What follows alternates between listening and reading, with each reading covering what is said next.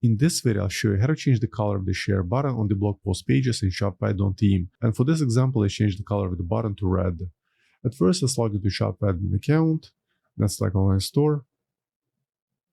Now look for your current theme, in my case it's Dawn. Then select customize.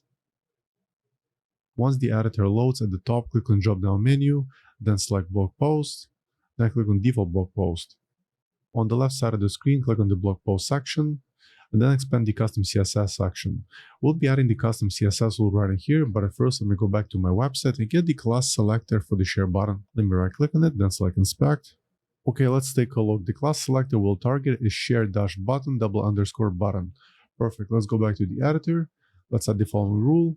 Type period share-button _button. Open left and right curly braces, place the cursor in between, then press enter. On the next line, type color, colon, then go to Google and type color picker in the search. Let me get the hex code for the red color. Let's pick this one.